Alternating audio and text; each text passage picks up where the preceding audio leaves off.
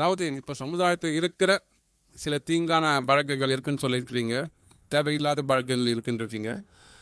அதெல்லாம் எப்படி கலைந்து ஒரு நல்ல மனிதனாக, சக மனிதனாக நம்ம நடைபெறுவது அப்படின்றத ஹார்ட்ஃபுல்னஸ் மெடிடேஷன், இந்த ரிலாக்ஸேஷன் டெக்னிக்ஸ் மூலமாக எப்படி நம்ம சமுதாயத்தை ஒரு மாற்றத்தை கொண்டு வருகிறோம், அதில் தமிழ்நாட்டில் என்னெல்லாம் பண்ணியிருக்கிறோம் அப்படின்றத நம்மளிடையே விரிவாக எடுத்துரைப்பதற்காக தமிழக மாநில ஒருங்கிணைப்பாளர் திரு பிரகாஷ் இருக்காங்க.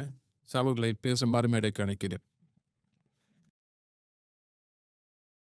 Good morning, dear dignitaries on the stage and off the stage who have taken a great initiative to be here on such an important day. I recall many years back when Charity Maharaj once mentioned that all it means for bad to survive is for a few good people to do nothing about it. It still reverberates in my ears because what happens in this world is that the bad elements actually are very, very less. Percentage wise, I recently read the statistics which said that people who harbor such thoughts, who do such acts to disturb peace or harmony in this world, are less than 1% of the population.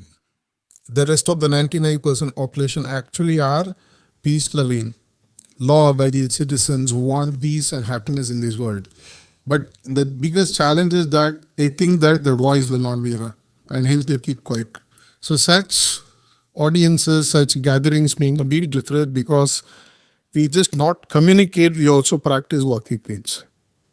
In my 41 years of working with people in various sections of life, I work with ministers, people, college students, people who speak and seek spiritual truth. There are 3 tenets I have found in my life that the people always seek for, with or without their knowledge. If these three things are there, we find that these people are extremely balanced and lead a very contented life. These 3 tenets, if you really look at it, are quite simple. One of them we are talking today. People long for peace.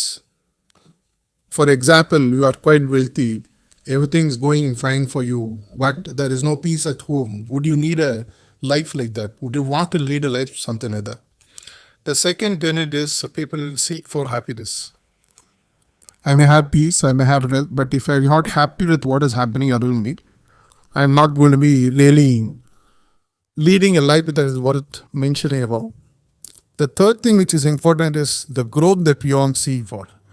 Fortunately or unfortunately, the world is taking a trajectory of looking at growth only through one single prism of wealth building.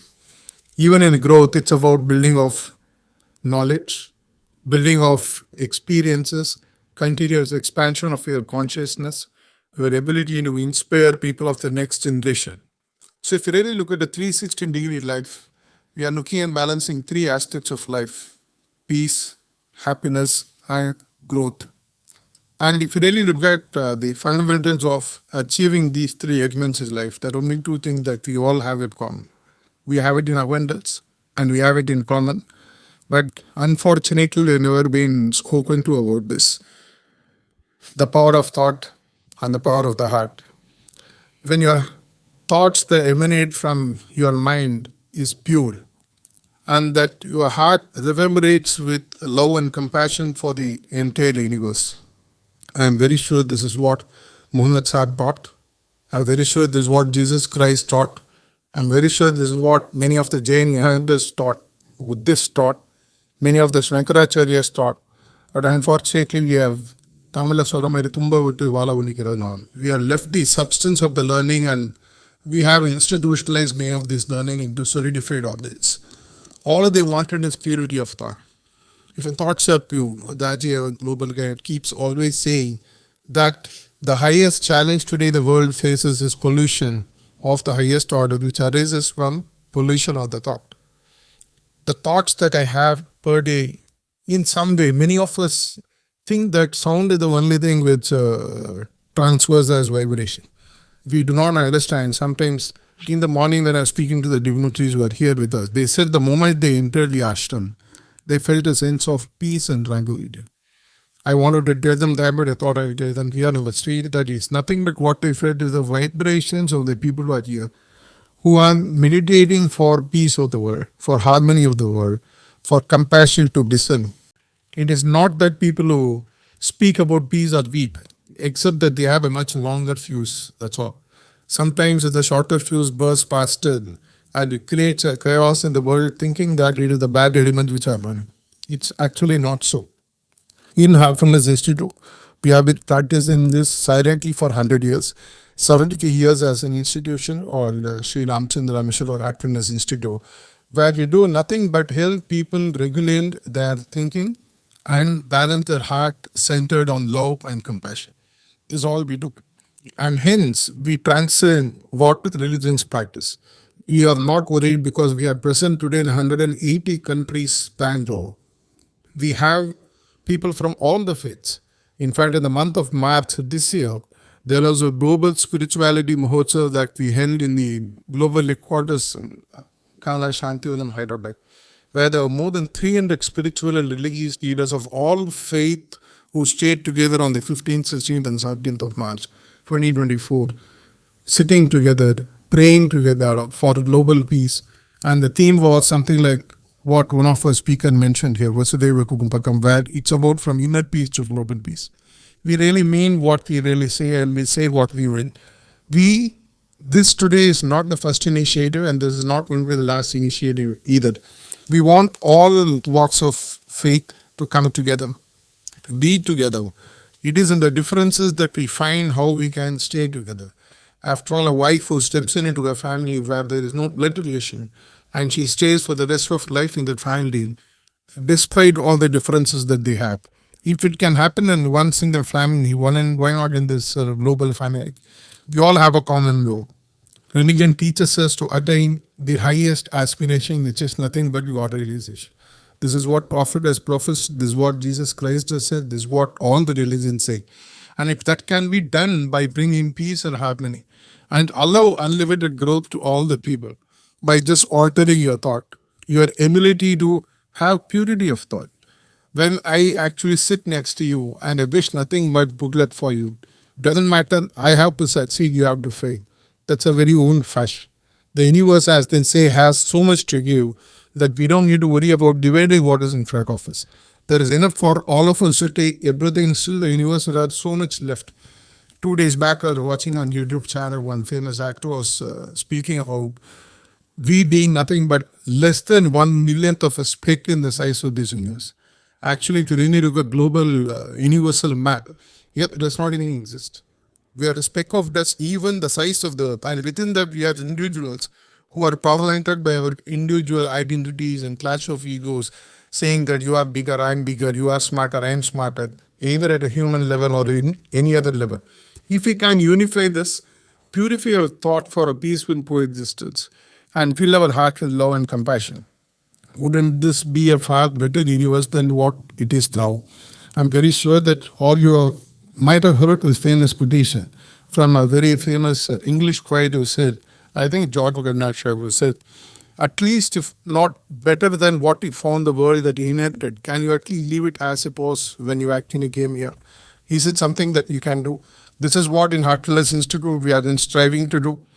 By the shift in consciousness where we are continuously looking at establishing purity of thought, where I am not worried only about my existence. We understand that charity begins at home.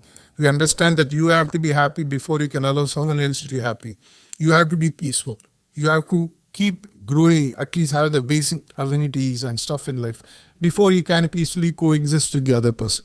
But if we cannot do that in a way in which we're able to tolerate ourselves and transcend the differences that we have, imagine what kind of a society we will be living 30, 40 years from now. Each generation is about 30 years.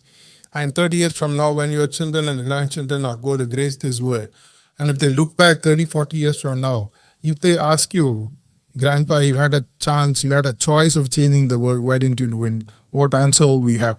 Hence, we are just going to sit for some time, for about 10, 15 minutes, close our eyes, very silently just pray for world peace. It's not just a one-day activity, but at least we can sort of create an awareness by what we do here today. We just sit here, next 10, 15 minutes, we just close our eyes, whatever be your faith, whatever be the way in which you want to pray silently inside of yourself. Pray for world peace. Pray for world happiness.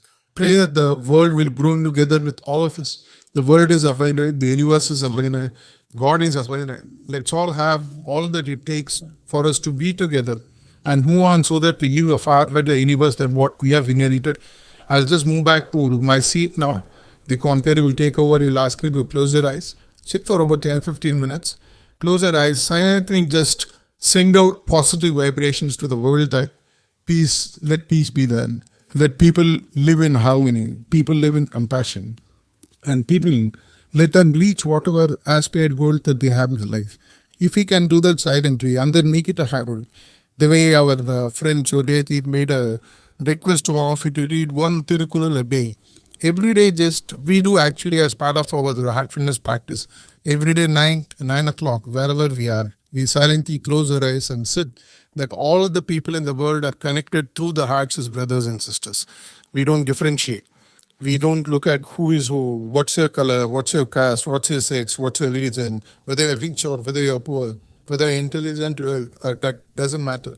All brothers and sisters are connected to one single source, and that all of us have nothing but love and faith, which is just reverberating through this world. We do that. If that works for you, wherever you are, the next 3-4 months, just practice this. We always say that 90 days is when you need something to convert into actual fact in life. You do something for 90 days, you start seeing the effect. Next 90 days, just not as an activity year after year on 21st of September. We sit wherever we are, every day at 9 as we are going to do now. Pray for the world peace. Let there be peace. Let there be harmony. Let there be happiness. Let there be growth. Thank you.